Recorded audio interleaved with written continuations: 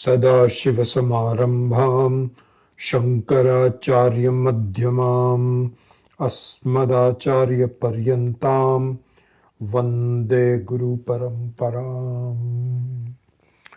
ॐ भद्रं कर्णेभिः शृणुयाम देवाः भद्रं पश्येम अक्षभिर्यजत्राः स्थिरैरङ्गैस्तुष्टुवागुंसस्तनूभिः व्यशेम देवहितं यदायुः स्वस्ति न इन्द्रो वृद्धश्रवाः स्वस्ति नः पूषा विश्ववेदाः स्वस्ति नस्तार्क्ष्यो अरिष्टनेमिः स्वस्ति no बृहस्पतिर्दधातु।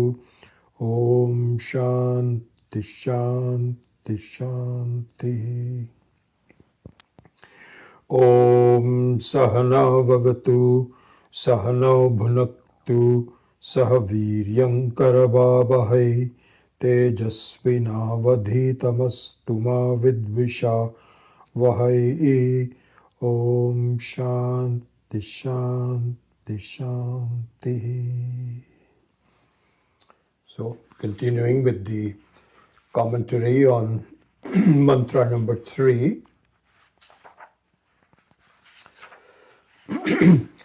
जागृतस्थानो बहिष्प्रज्ञः सप्ताङ्गः echo विंशतिमुखः स्थूलभुक् वैश्वानरः प्रथमपादः.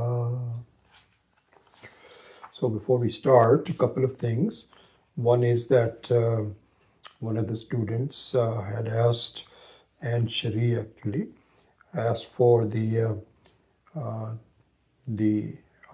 Jagrat Avastha, all the Avasthas and the Vyashti and Samashti that I had shown that she wanted to have some kind of a printed version of that.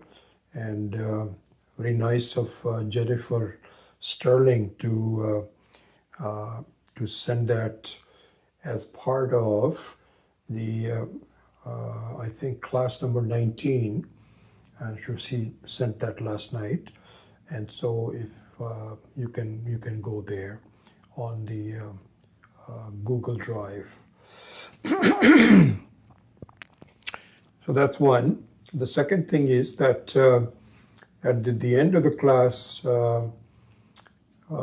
last time, there was a comment from which I did not see because by the time we ended the class, it had not appeared on my laptop, which is from one of the students, I think it was Balamaniji, who said that, did he hear it right, that Ishvara also is, I don't see Ishvara, I see myself. Something like that he had asked.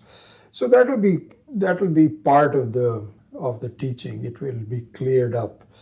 And I guess one aspect that I should just mention is that in this treatment of the Mandukya Karika, Swami Akhandananda has taken an approach which I'm following. Hopefully it will be effective. And that is, he's not babysitting slowly. It's not as though, you need to grow up slowly, so the first few things are very easy, then a little bit difficult. Instead, even though the mantras are pratigya matra, and then it is in the form of a promise in the beginning, and then it is established better and better, even though that sequence is still there. But he has taken the approach, Swami Akhandananda has taken the approach of telling everything as it is from the very beginning. So what that does is, it makes it a little bit more difficult for those of us who are still in the process of growing up to understand this. And so it's a little challenging at first.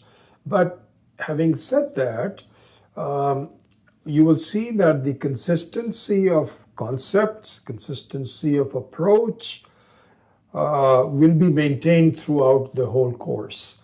And so in the very beginning, it may seem like, wow, this is, remember I had made a statement that there is no, you are the one who's imagining everything, even the parents and so on and so forth. So that looks like a very strange, unacceptable way of looking at things and so on. But you know what? It'll be established by the time we are done that that is in fact the true way of looking at it. This is what the advanced course is all about. So even in the case of Ishwaras and so on, we can even look at that today. Please be patient.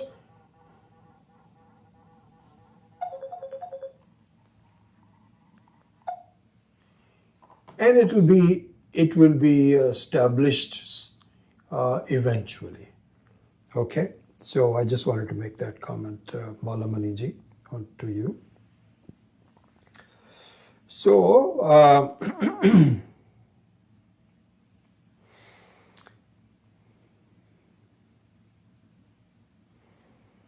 all right, here where we had not started this from the last class, in the Shankara Bhashya,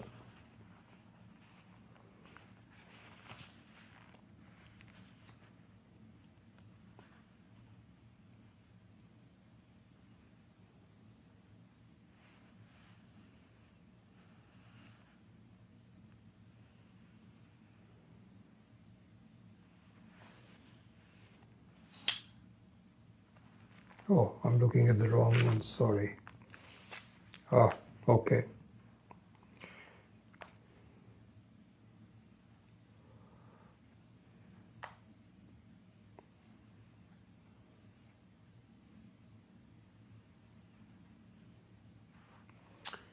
In the Shankara Bhashya, a doubt is established in the way the first mantra is being explained, which is Ayam Atma Brahma, and then goes into Saptangaha Ekomna Vimshati Mukhaha, means that you started with a identity between the microcosm and the macrocosm.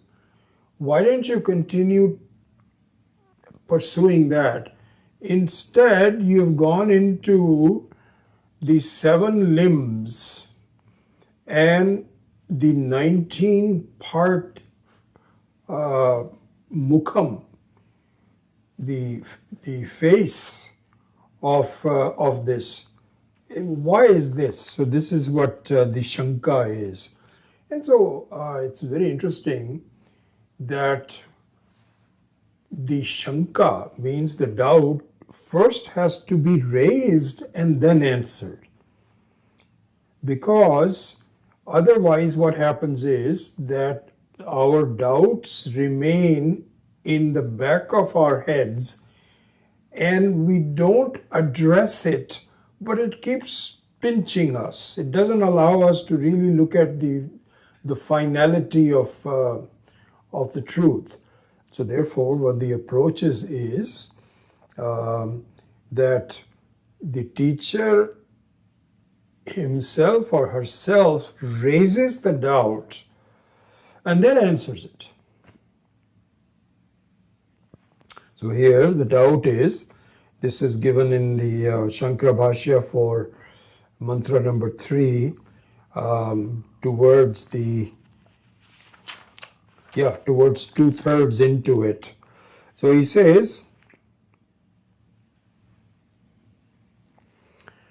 Katham ayam atma brahma iti pratyakatmanaha asya chatushpadatve prakrite dyulokadinam murdhadi angatvamiti. Beautiful sentence. Sanskrit sentence. He says, Ayam Atma Brahma iti pratyakatmanaha asya. This is the original statement. Chatushpadatve Prakrite. Okay, this has four parts to it. This was the Prakriti. Prakriti means that's the original context. This is the meaning. Dhyulokadinam murdhadi angatvamiti. How is that? So he answers by saying, Na esha dosha. This is not a defect, kind of like we know what we are doing. There is a reason for it. It's not as though, oops, we forgot about that. That's right, we forgot the original context. No, that's not the case. Even if you go and take some side views, that is only to for some other purposes, but the main highway is not forgotten. Na esha dosha sarvasya prapanchasya sadhidaivikasya anekatmana chatushpadatvam vivakshitatvat. So he says this is not a dosha. What he's saying is, listen, all these limbs that we talk about in these saptangaha, eko vimshati mukha, etc., are very relevant in bridging the gap between vyashti and samashti. Very, very relevant. So you cannot say that's irrelevant. We haven't gone away from it. This is in fact this is the way to think about how to grow from a small person to a big person. And we already saw some aspects of that, and of course we will be revisiting it later on. That's not the only part, but we already saw the parts of that. And that is, if you recall, there were two, I summarized the two main things that we need to do in order to grow ourselves from a sense of limitation to a sense of non-limitation. And those two ways of doing that is, one is to see that the way my own makeup is, that I have a head which is necessary, I need to have a body which is necessary, I need to have arms that is necessary, I need to have nutrients that are necessary, I need to have solidity, I need to have water, I need to have air. All of those kinds of things are necessary for me to function as a limited being. I should also see, not easily, but try to appreciate that the entire cosmos also works the same way. That there is a head. So the head here is Dhyulokaha. Dhyulokaha here can be seen to be the authoritative voice of reason. Shastra, actually. Shastra. So this is what is called Sanatana Dharma of the Vedika Dharma. So that means that it comes from Ishvara himself. It's not man-made. It's apaurushaya. So that's the sense of Dhyulokaha. So the whole cosmos also has a head. And the whole cosmos also has feet that you can put yourself on, which is Prithvi. And so similarly air and water and so on. And so this is one aspect of it. And a similar aspect to that is that, really speaking, the Pancha Mahabhutas of the individual body are really nothing but the Pancha Mahabhutas of the entire cosmos. I am simply borrowing the ingredients and for the time being utilizing it for conducting my life, but they all go back. They came from there, and they go back to my air. Also gets air is really never mine. That comes in and out.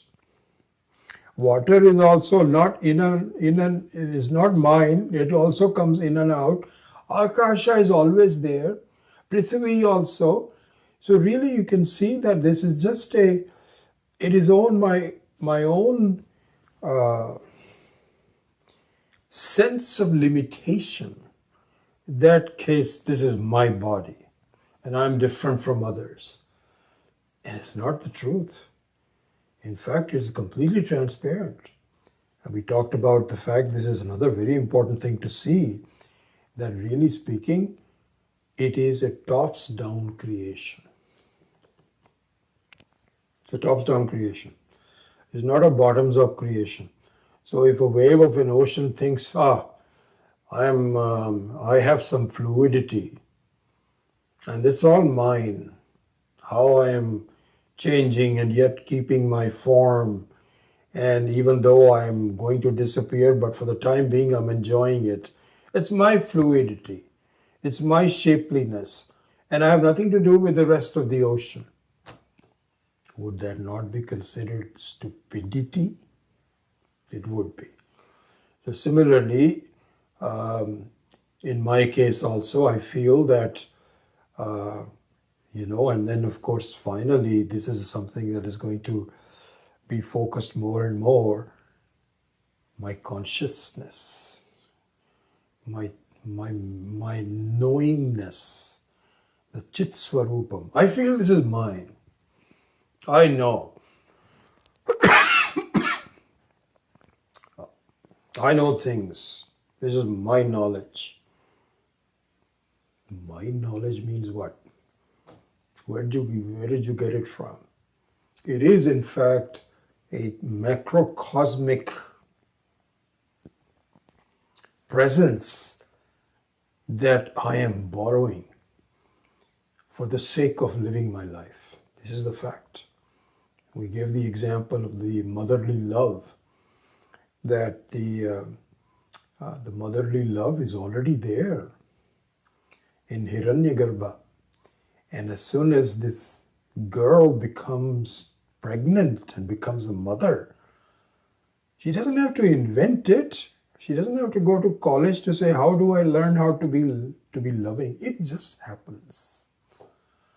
So this is one of ways of growing up from Vishwa to Vaishvanara. So we summarize two aspects. Do you remember the second one that we talked about in the last class? See, this is the advantage of really reviewing your notes before each class. Now that we have 2 classes a week, you should not have really spent much time in recalling what was the last class about, because it's only 3 or 4 days apart. So review your notes as we go further. What was the second thing we talked about? Second thing we talked about in terms of growing from Vishwa to Vaishvanara, in the Jagrata Avastha, growing from a sense of just a human being to something bigger than that, is to focus on the sakshitvam. We talked about common things in water and other panchabhavutas. In Akasha, it's very clear. In the case of Akasha, it's the same Akasha from the individual to the total, isn't it? Then it comes to the Sakshi. It is the same Sakshi. What does that mean? Same Sakshi. So what is the implication of that? The implications are enormous. Because in the sense of a limited being, I am seeing only my limitation. Only my limitation means what? I'm seeing you examine your thoughts for the whole day. All those thoughts are only relevant to yourself as a human being, as a limited being. What do I have to do today? What should I eat? Then after eating, what do I do? Should I exercise? Or should I read a book? Or I have got some work to do. And, I better call my friends. I better see what my spouse is. All of these kinds of thoughts and actions and relationships are all being aware of. You are aware of, but in terms of your limitation.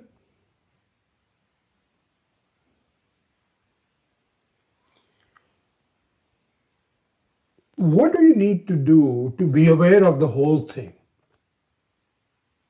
Just decide to do it. That's it. It's because I'm so preoccupied. And there is a reason why I'm preoccupied, because until the search for the truth of the self comes in, I don't see the need of anything else. I have to just make sure that I am functionally healthy, I am successful in the life. That's all I need to do. And that's very reasonable. But when it comes to discovering something larger, now the relevance becomes different. So now there is a reason for it. And initially I'm not used to it because even after I'm told, hey, there's something bigger, then you should start to think about it, I can't. Why can't I? Because I'm so used to being a limited being that I can't even think about opening to a larger one. But I must. And slowly it just grows on me that, my goodness. So here all the acharyas say, all the Mahatmas say that, listen, you are already seeing the whole world.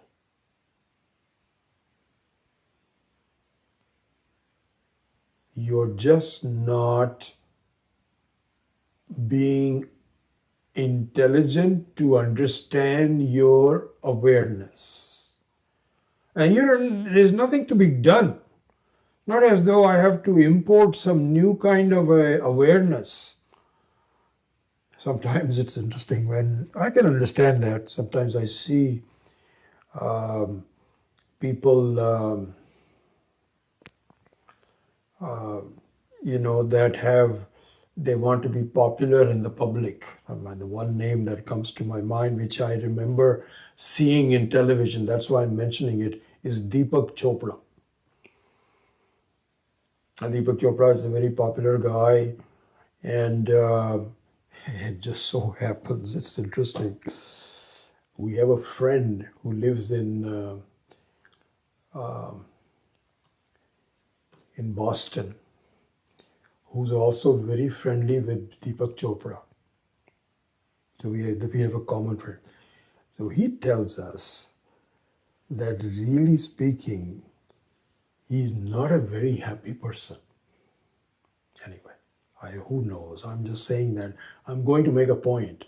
And the point is that when you are becoming a kind of a popular person, and you charge money for it, and you write books, and you appear on Channel 9, and all of those kinds of things, then you can even exaggerate things to make your point. So this is what he was talking about. That he was saying, yes, there was an answer to a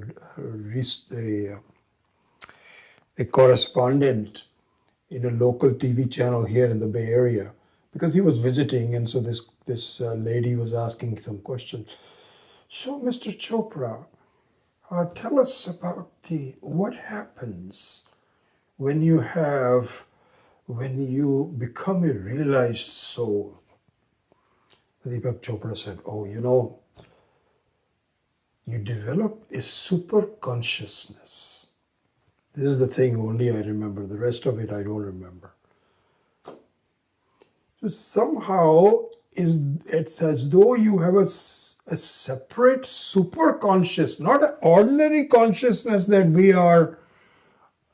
are used to and we know, but something new. And this is both true and false. Primarily, this is the way to depict it as false. The truth is that the same consciousness which is involved in managing your limitation is the same consciousness that manages your totality. Nothing needs to change. So if you want to call it super consciousness in that manner, it's okay, but that's not how it is depicted. Because you don't have time to explain all this, and the audience is different, so you simply say this is a very super consciousness. But in the Vedanta, all the teachers say, just look at it, my God. It is right in front of you. So here, one other thing that I want to, as part of this, I want to reiterate.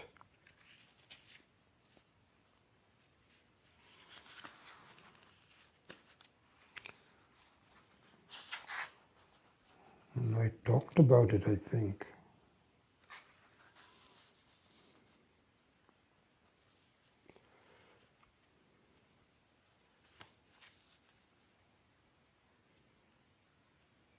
Yeah, I think I remember I talked about it, but I don't have that in my notes from last one. So I'm going to go back, and this is an important thing, so it is worth, excuse me for a minute. Yeah. It's on page 146. And I remember talking about it, so I want to reiterate it. This is in respect to Eka Jiva Vada that we had done last time.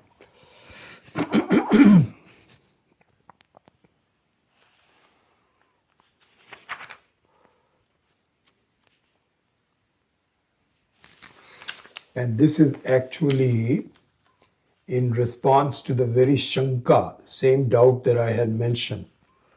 Katham ayam atma brahma iti pratyekatmanaho asya chatushpadatve prakrite dulokadinam murdhadi angatvam Shankara Bhashya. He says, Naisha doshaha. So then he says, let me say that in Hindi first, okay? Then I'll translate it. कहते हैं कि नैशा दोषा, ये दोष नहीं है. एक जीववाद की प्रक्रिया को समझने के लिए ये आवश्यक है कि देह को छोड़कर संपूर्ण विश्व मेरा शरीर है, ऐसा विचार किया जाए. एक जीववाद में परोक्ष सत्ता नहीं मानी जाती. अज्ञात पदार्थ कुछ नहीं है, जो है सब ज्ञात ही है. I tell you, this was, this teaching is all about what words you use, what concept you use. That makes the whole difference, really. And when I read that, the whole Eka Jiva Vada became very, very, very relevant to me. So here's what it is saying. Now I can translate that in English. And this is an important thing to keep in mind, okay? And it also answers the question about Ishvara's, the Shanka about the Ishvara. What he's saying is that in this ek jiva, single jiva, not multiple jivas, in one jiva, everything must happen to you. And this is, so the words he used was parokshata. There is no parokshata. There is no relevance to parokshata. Everything has to be aparoksha. Why does everything have to be aparokshata? Because the freedom from limitations of time and space must be aparoksha. You see, this is an important thing to see. Just understand this part. Freedom from time and space, meanings no limitations. Time and space means that's just a coordinates. It means all the things that happen as a result of the limitation of time and space. All the dukkha, all the problems, all my sense of sorrow, everything is as a result of time and space. So now, the independence from time and space must be aparoksha. Aparoksha means that it should not be separate from me. Why not? Why can't it be? You see the falsity of logic, falsity of truth in this. Because if a sense of freedom from time, timelessness and spacelessness, not being even born, if that is true, it must be true now, right here and now to me. You see? Why not? Because that is not the true timelessness. You cannot, timelessness means infinity. And you cannot say infinity is not mine today, but it will be tomorrow. That is illogical logic, unscientific. So therefore, and now we've talked a little bit about that, and we'll come back to this again, and this is a very important thing. So what that meant in terms of going further is that everything must happen to me now. And it is just my lack of not seeing the truth about it. Just like I don't see the truth of the fact that I am the sakshi of the whole thing. It just, so this is the this is the beauty about Ishvara's creation. We have talked about it before, and that is this creation, the so-called creation. It's not even a real creation, but the so-called creation is not possible without ignorance. There is no creation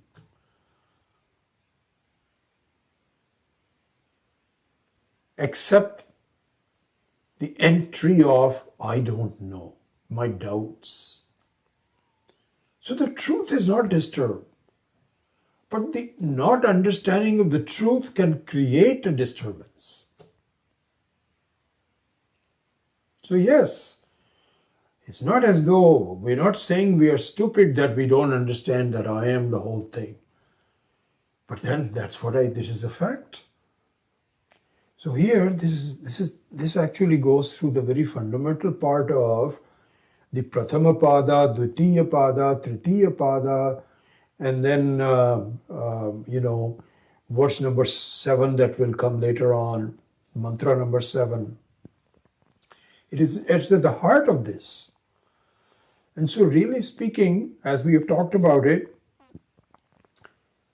that even though there are 6 ways of looking at myself, in the Jagrat Avastha, Vishwa and Vaishwanara. Swapnavastha, I have Taijasa and Hiranyagarbha. And in the Sushupti Avastha, I have Pragyaha and Ishvara. And that Ishvara, this is confusing. We'll come to that much later on. What does that mean by that Ishvara? There'll be a great deal of discussion about that will come in the Karika. So it looks like there are 6 of us. There's not 6 of us. You are the one who is Vishwa. You are the one who is Vaishwanara in the Jagrata Avastha. You're not different. So there is just like there is identity between Jivatma and Paramatma, which is the end point of what we are doing. But even at the intermediate levels, there is Aikyam, there is identity. So what that means is this, that my goal is to see that anything that happens is aparoksha to me. I don't see that aparoksha. It looks like it is paroksha. You see, that's the point. Even the paroksha that I visualize, like Ishvara is paroksha. I don't know where Ishvara is. Hiranyagarbha, I don't know where Hiranyagarbha is. I don't know where Vaishwanara is. Vishwa I can relate to because I'm doing it every day. That parokshata has to be translated into aparokshata. And it has to be translated not by doing anything, not by going someplace, not in changing myself, not in transforming, but in understanding. Through words, that's it. And so it's, to summarize that, our Acharya Swami Khandananda points out that you are the one who will discover I am all 6 of them. And it has to be done step by step by understanding each of the avasthas, where I am making a mistake. It's a mistake. Ignorance is just a mistake. Swami Khandananda has pointed out, he's one of the things I really appreciated in seeing his teaching. He's not only Swamiji is very well versed in the Shastra.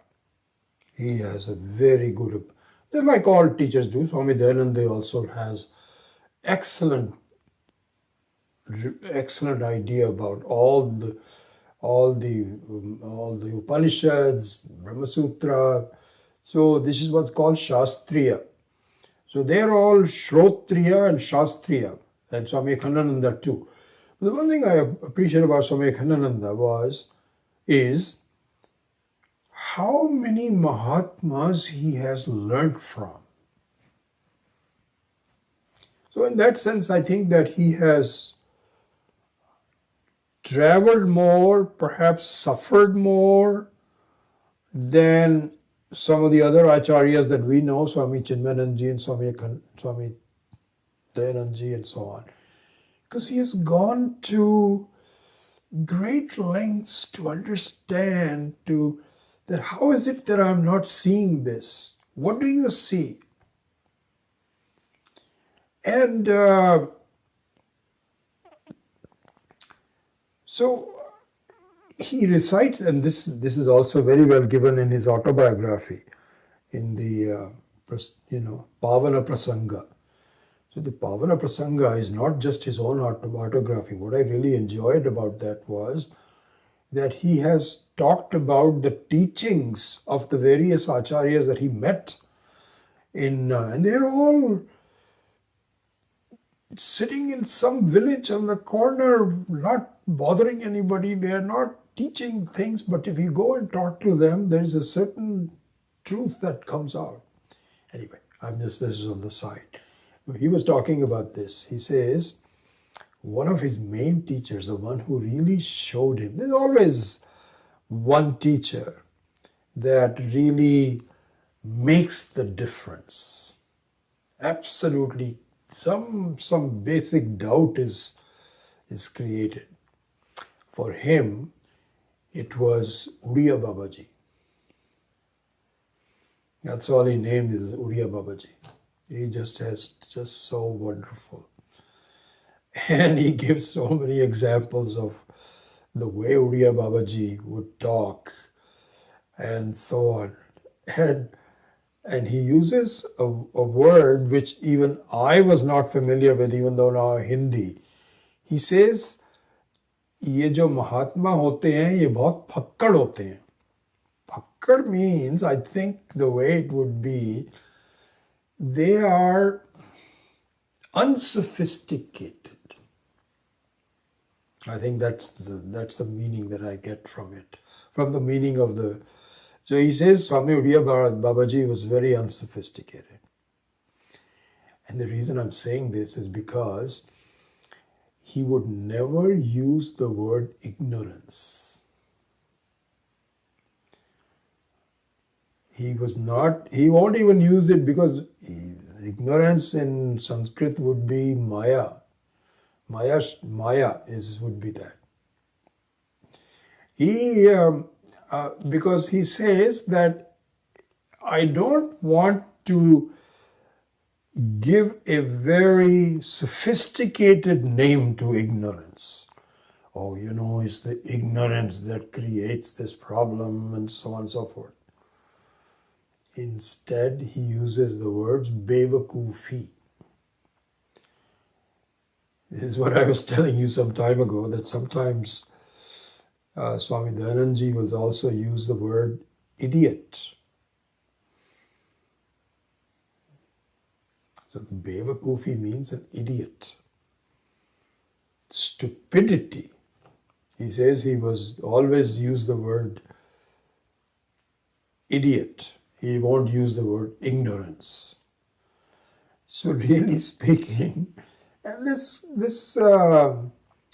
was also brought about when we did Aparoksha Anubhuti, if you recall, there is Adi Shankara has several verses, several shlokas, where he talks about the fact, is it not idiocy? This is not, so he doesn't give it ignorance or anything. He says this is stupidity. So really speaking, what that means is that in Eka Jiva Vada, everything has to be aparoksha, including at this point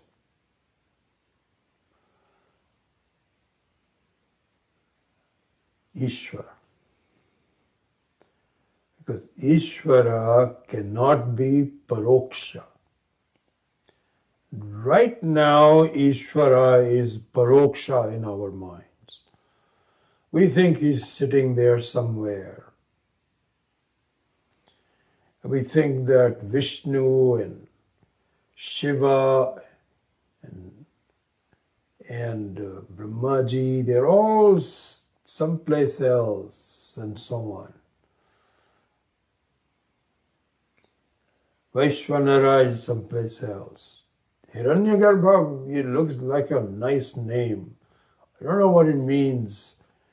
Must be somewhere, I guess. This is all parokshata. But here Swami Makhindananda points out, this is worth really committing to yours and mine too, I have to think about it too. एक जीववाद में परोक्षता नहीं मानी जाती. अज्ञात पदार्थ कुछ नहीं है, जो कुछ है सब ज्ञात ही है. He says for एक जीववाद, you don't even think about anything which is not there. You only think about here and now. You. What are you seeing? How are you? What do you think about what are you seeing? That's all that really matters. So what that means is that as the teaching progresses, as we will see this, I'm just giving you the stage of it. As the teaching progresses, you will see that you'll have to bridge the gap between Vishwa and Virat or Vaishwanara. Same two names given, or synonyms, Virat and Vaishwanara. You will see them interchangeably.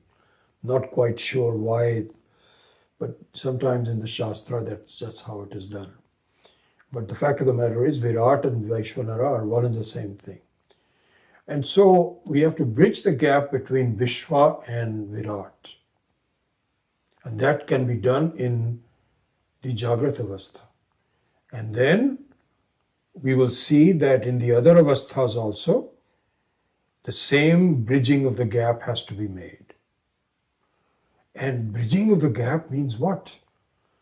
It's not as though you become Vaishwanara, but you see that I am none other than, you see yourself as Vishwa. I shouldn't say that you don't see yourself as Vishwanara.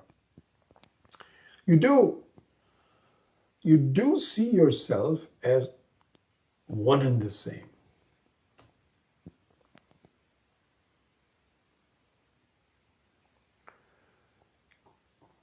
So here, one other concept that we will touch upon later, and at that time this will become a little bit more clear. But I can mention it even now. And that is that as students, we should become very aware of the difference between Chaitana and Jada, between awareness and inertness. We are already aware of the difference between alive and not alive, difference between moving and not moving, that I am a living being where the table is not. This much we are already aware of. But we need to evolve to the basic distinction between Jada and Chaitana. Okay? So this is also relevant to this Eka Jiva Vada, Parokshata, etc. So just again, this is the same concept that we will revisit later, but we might as well at least be aware of what this concept is. And that is that this is the basic distinction. And we have talked about this in other contexts like electricity and the appliances that reflect the electricity. So that's very different. So the electricity in that context, it is not the truth about it, but to understand the context, electricity is Chaitana, whereas the appliance is Jada. Okay? So now,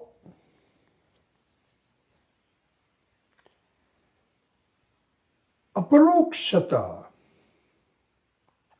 alone can be Chaitana.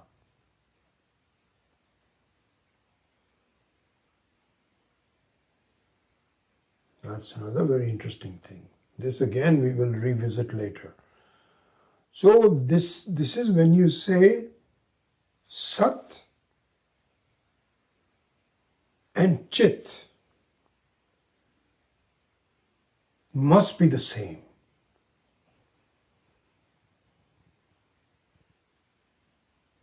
See, look at this.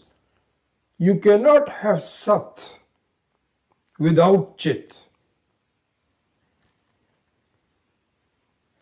Because otherwise Sat will become Jada.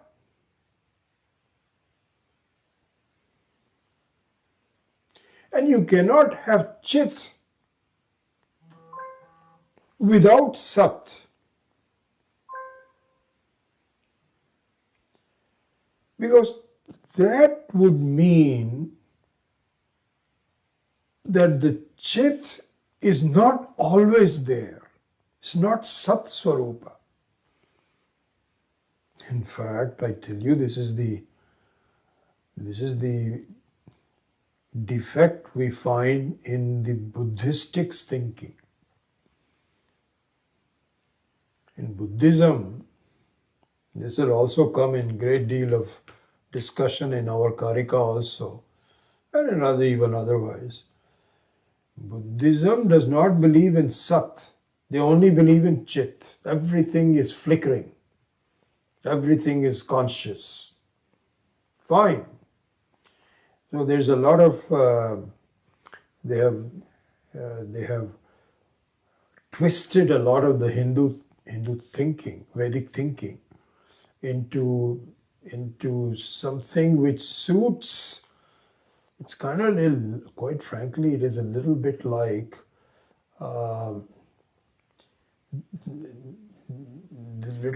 that example I gave about Deepak Chopra. It's called applied Vedanta. So you apply the Vedanta for some specific purposes. So Buddhism is also applied Vedanta. Why do I say that? Because they believe in something which is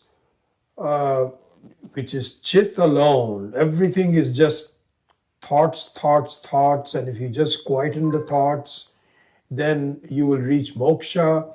And to a certain extent, to give some peace of mind by doing meditation is very attractive. That's why people get attracted to Buddhism.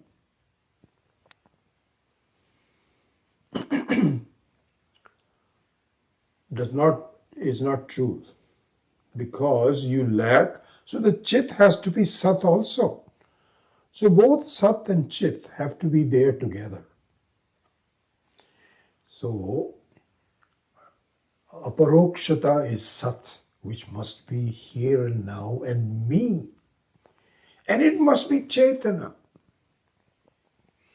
And Parokshata, what's the problem with Parokshata? Why should there not be any Parokshata for a Eka Jivavada? Because that becomes Jada. Even Ishvara becomes Jada. Because anything which is Anatma, which is anything other than electricity, is non-electricity, which is Jada, in that example. So similarly here, my concept of Ishvara as a Paroksha Vastu has another problem, and that is it becomes Jada. So it has to be the same person, Eka Jivavada, or you call it Jivatma or you call it Paramatma, it is the same one. So therefore, one of the aspects of this would be that in the Eka Jivavada, that really the bridge, I have to understand that I alone must be Vaishwanara. And this is just the first step. Then we will go into the second step, which will be in the Swapnavastha. And Swapnavastha doesn't mean that you have to go for a dream. What it means is that the thoughts, the world of thoughts which dream consists of is even there in the Jagrata Avastha. As we saw in the example of the motherly love, which is imported from Hiranyagarbha, that is in Jagrata Avastha. You didn't have to go to dream to discover motherly love. No, motherly love is right here. So right now the emphasis on the Prathamapada is the sthula bhuk, is just the gross visible part. Just looking at that.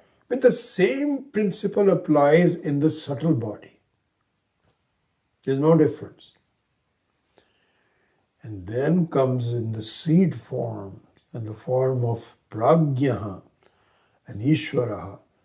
That requires some very interesting analysis that we will see later on.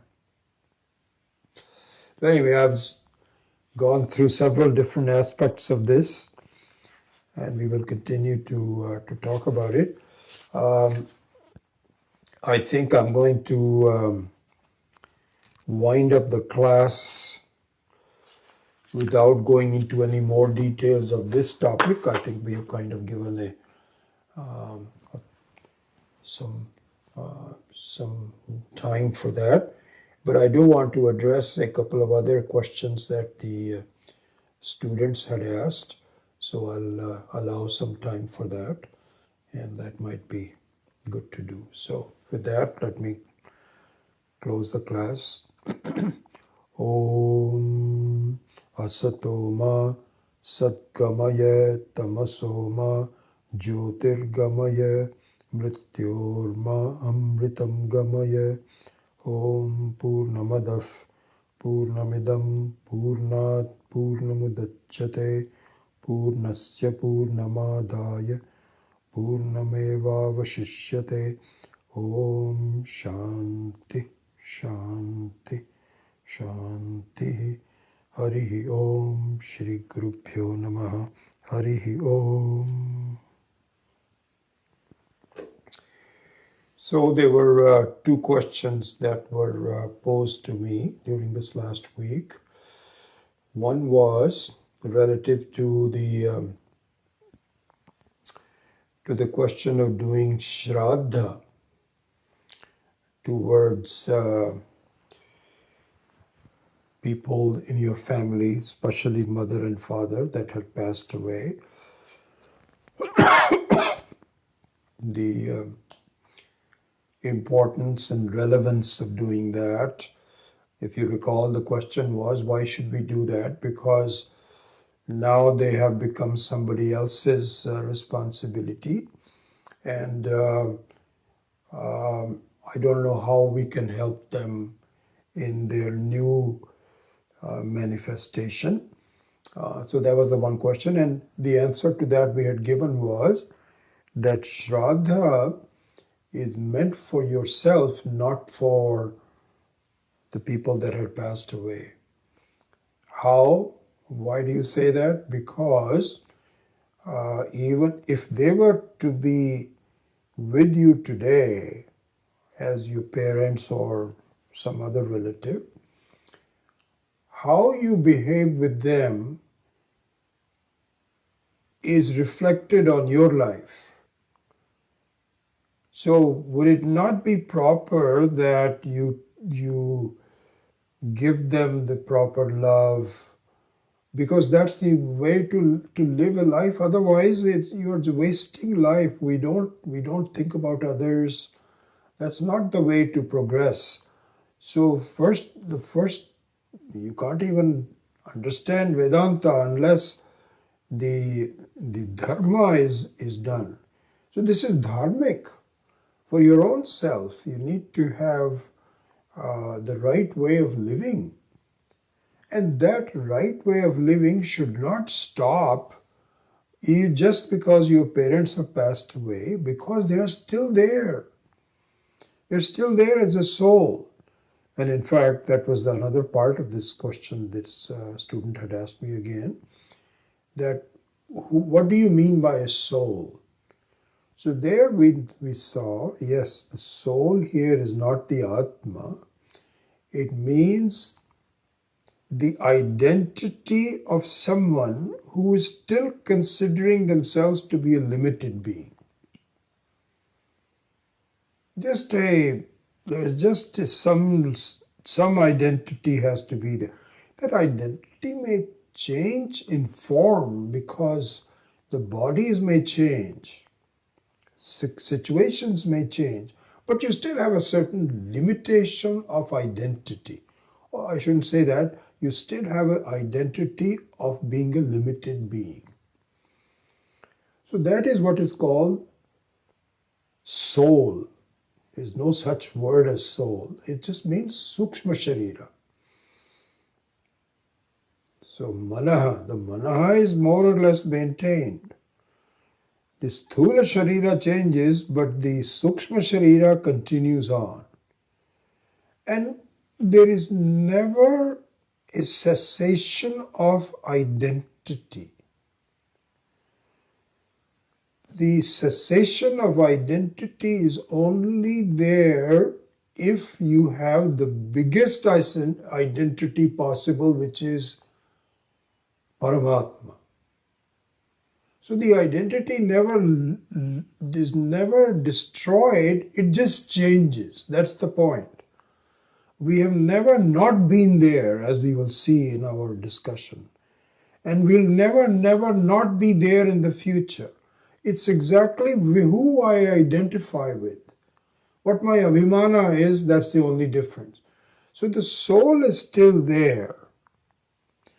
And it will continue to be until the soul stops searching and understands that I am in fact what I am searching for, which is Paramatma. Then the individual soulness will disappear and the total soulness will appear. That's all.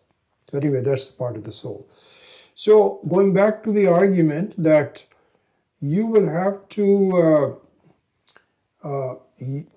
so the soul still being there, it makes sense that you think about their well-being as a blessing from your standpoint. So the Shraddha is really meant for you to behave in a proper manner.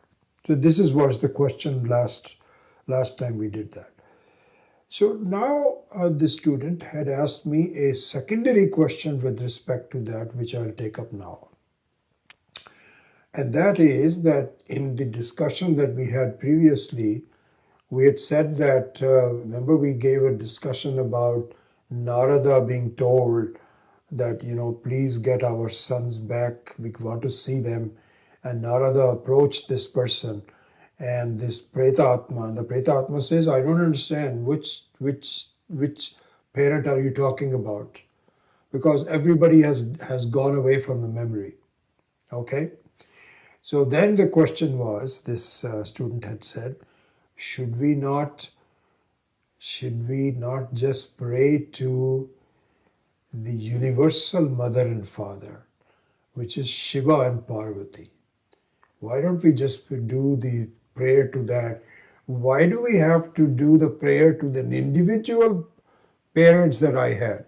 Very good question. Very good question. The answer to that would be, this would be my answer. Okay. If we know who my parents were, to that extent, as long as I live, my duty towards giving them my best wishes should stay. Beyond that, it's very possible that you may remember your grandparents or great-grandparents. So to that extent, to giving them your well wishes is appropriate. But you don't know what your forefathers were. And so you collectively do that from the Shiva and Parvati. So both should be done. You see what my point is?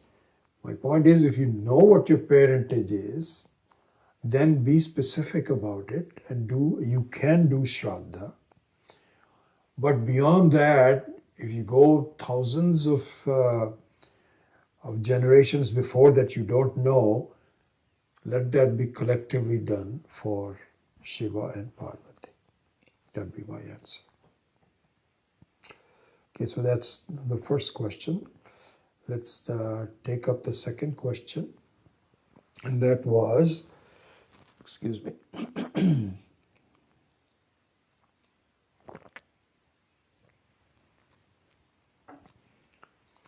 There was a situation by a student that there was a lot of unhappiness in the life because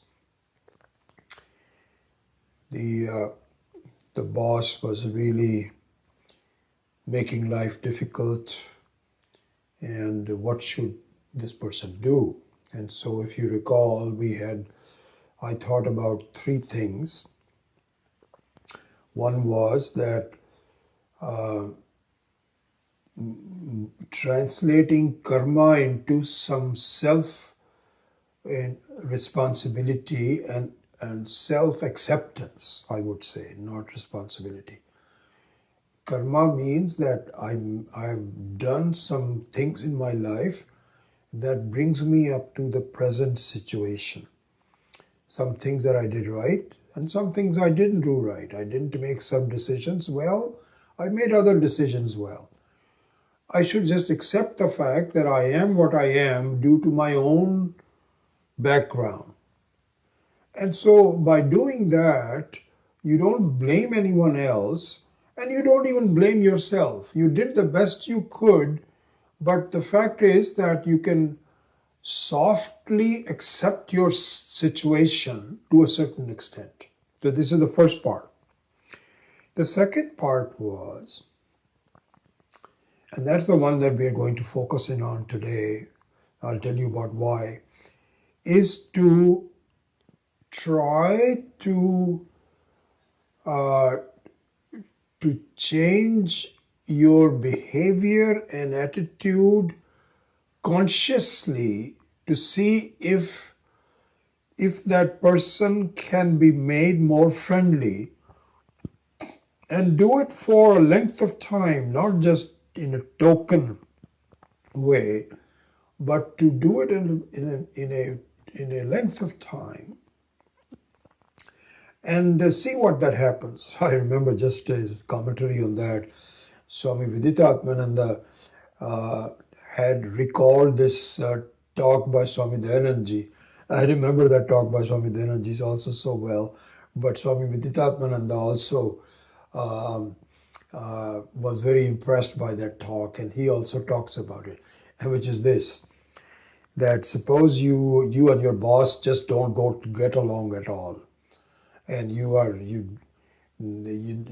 not, it's not bad blood between the two of them. So do the following.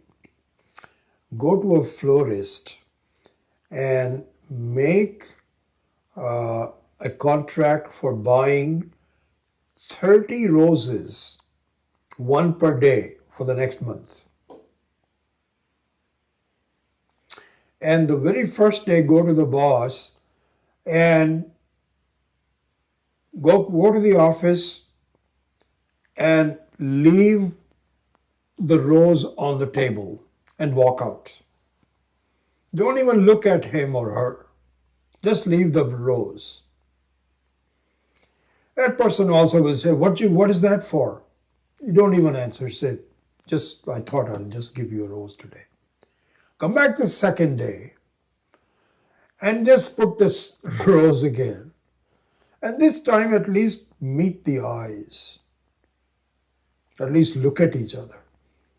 Again, there was questions. Why are you doing this? Swamiji used to say, I bet you after the 6th or 7th or 8th row, you don't even have to, or rows, you don't even have to get all 30 of them. You'll at least be shaking hands and have an inner smile and coexist. So that was the story. So that's the middle part. And then the third part that I had mentioned was that if this still does not work, then walk away from it. Okay, so this is the background of the story. Now I got a new question from a student which said, Dan, can this apply to interpersonal relationship between somebody within the family? What happens then? Very good question in that sense, because the number 3 of walking away from that situation if things don't improve can be done if you are just have a job. But supposing you know, in the interpersonal relationship, you have parents that you can never sever the relationship, or a spouse or children that you cannot do it easily. It's a major thing to sever a relationship with a spouse or children. What happens in that case? So in the next few minutes, let me address that.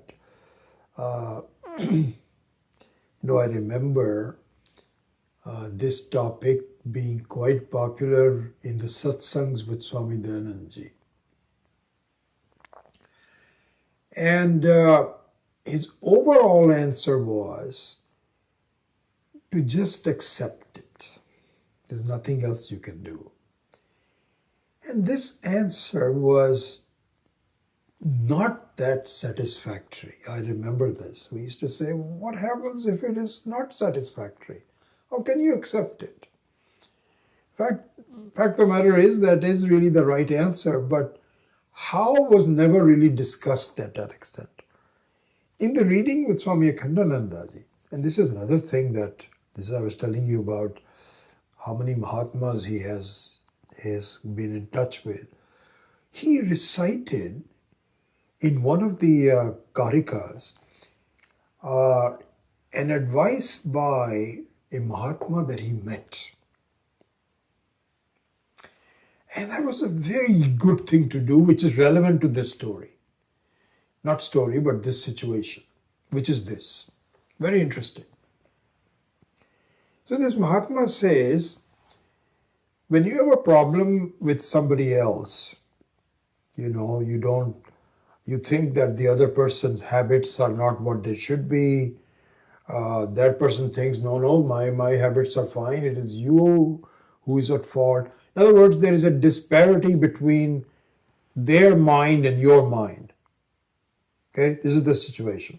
This is the fundamental part of it.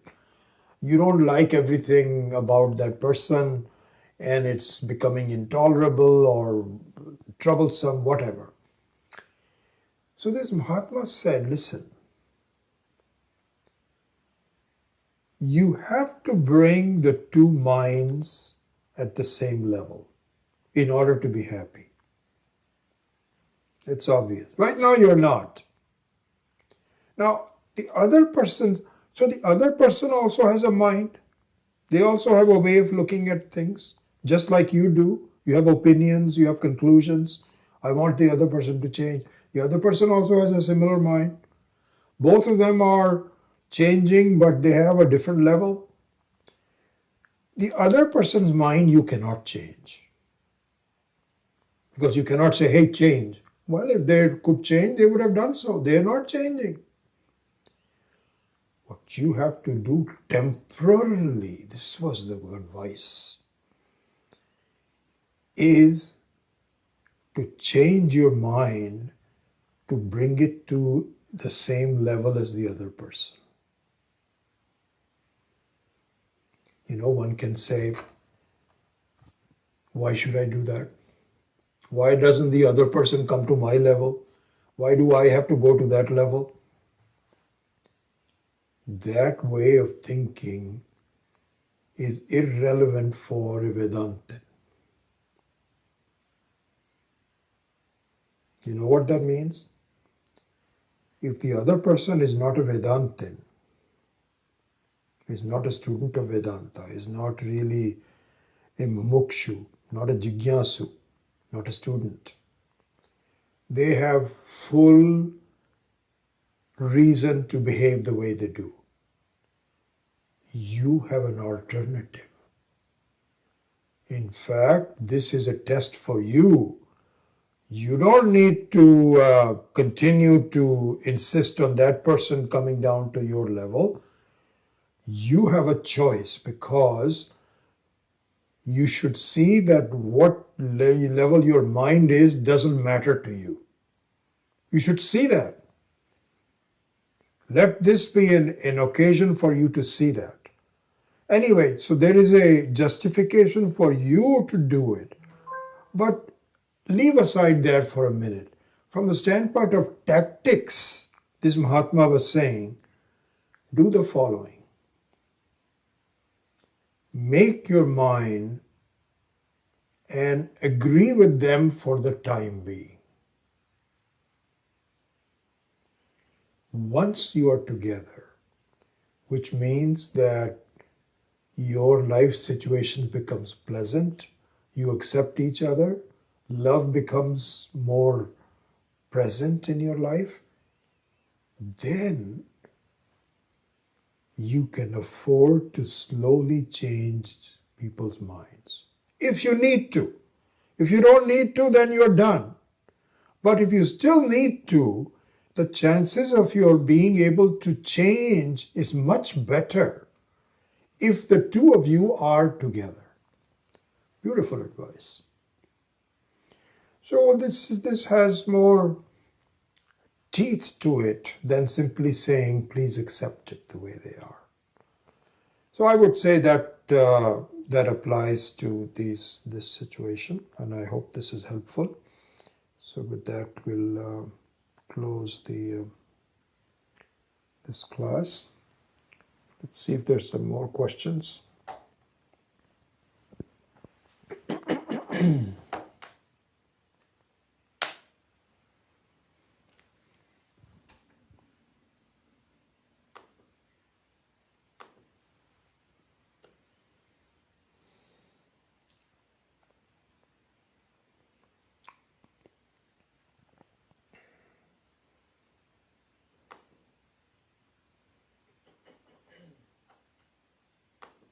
An occasion for you to see that.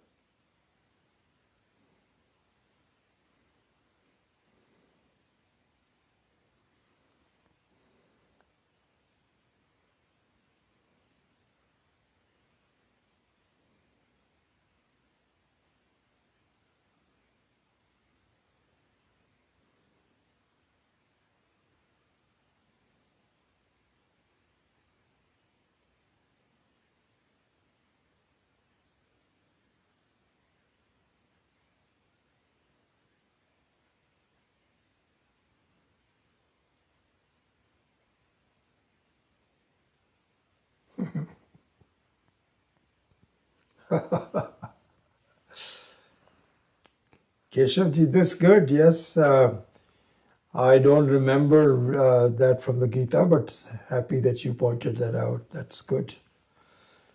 Mullah Bhai MBBS. Interesting. Somebody must have had the same idea. And Jen says it's going to be an expensive month. Expensive, but maybe useful. Good. Happy to see you all. Have a good week, and we will hopefully see you next week. Hari Om.